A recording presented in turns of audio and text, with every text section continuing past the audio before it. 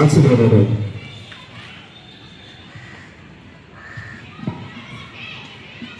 மலையிலே பிறந்து மாந்தத்தோடு உயர்ந்து உலக இருள் போக்கும் என் செந்தமழை வணங்கி இங்குள்ள அனைவருக்கும் எனது வணக்கத்தை முடித்தாக்குவது மகிழ்ச்சி. ஒரு சில நிமிடங்கள் உங்களோடு எவரெஸ்ட் சிகரம் தொட்ட டென்சிங் அவர்களே அவரது வெற்றிக்கு பிறகு அவர்களிடம் ஒரு நேர்காணல் நடத்துறாங்க. அப்போ ஒரு கேள்வி அவரிடம் கேட்கப்படுகிறது. நீங்கள் மலையேற்றம் செய்யும் போது நீங்கள் ஜெயிக்காமல் போவதற்கான சாத்தியக்கூறுகள் அங்கு ஏதேனும் இருந்ததா அப்படின்னு ஒரு கேள்வி கேட்கிறாங்க. அதற்கு அவர் சொன்ன பதில், அங்கு இருந்த வெப்பநிலையோ காற்றோ அங்கிருந்த சூழலோ என்னை பாதிக்கவே இல்லை. ஆனால் ஒரே ஒரு பயம் மட்டும் என் மனதில் இருந்தது.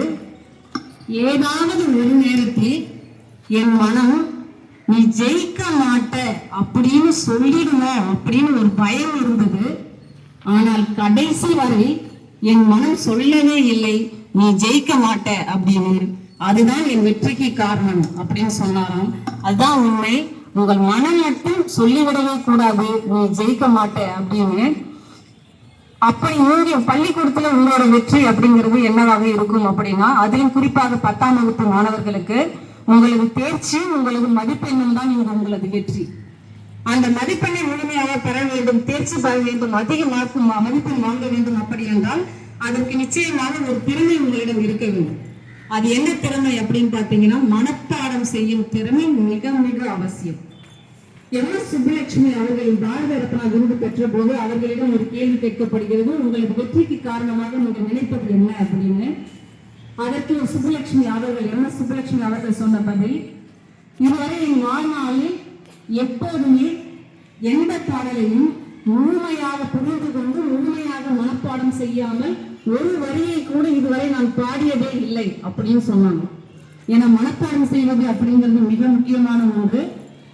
மனப்பாடம் பல தகவல்களை மனப்பாடம் செய்யும் போது அந்த பல தகவல்களுக்கு இடையே இருக்கும் தொடர்பை நமது மூளையானது அந்த தகவல்களுக்கு இடையே இருக்கிற தொடர்பை ஆராய்ந்து அறிந்து அதை முழுமையாக புரிந்து கொள்ள வைப்போம். அது எப்போது சாத்தியம் அப்படின்னா, அந்த தகவல் அத்தனையும் நமது மனதிற்குள் நமது மூளைக்குள் அந்த தகவல் அத்தனையும் மனப்பாடமாக இருக்க வேண்டும். அதனால மனப்பாடம் செய்வது என்பது முழுமையாக புரிந்து கொண்டு மனப்பாடம் செய்வது என்பது மிக முக்கியமான ஒன்று. முடியாது மட்டும் எதையுமே நினைச்சிடாத, ஏன்னா கண்டிப்பா நம்மளால முடியும். அப்படிதான் இந்த பிரபஞ்சம் படைக்கப்பட்டிருக்கு. பாரசீக கவிஞர் ரூமி அவர்கள் அழகாக சொல்வார், நீ எதை தேடிக்கொண்டிருக்கிறாயோ அது உன்னை தேடிக்கொண்டிருக்கிறது அப்படின்னு. அப்போ கூட்டத்துல இருந்து ஒரு குதர்க்கமா ஒருத்த கேள்வி கேட்டானா, உண்மையா சார், நம்ம யாரை தேடுறோமோ அவங்க நம்மளை தேடுவாங்களா அப்படின்னு. அதற்கு அவர் சொன்ன பதில், தம்பி நீ சொல்ற தேடல் வேற, நான் சொல்ற தேடல் வேற.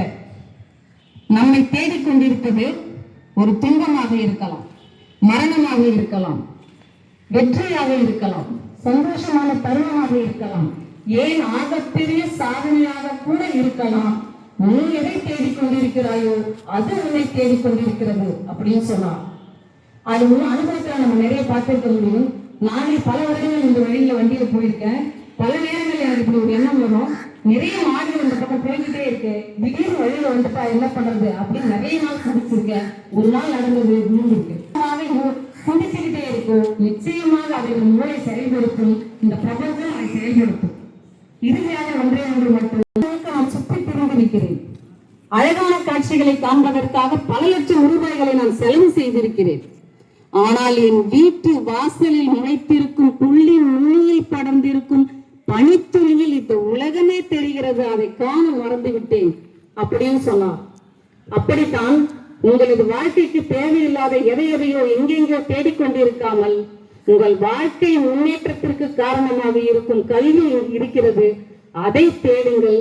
ஏனென்றால் அந்த கல்வி இங்கே உங்களை தேடிக்கொண்டிருக்கிறது என கூறிக்கொண்டு விடைபெறுகிறேன். நன்றி, வணக்கம். Super super.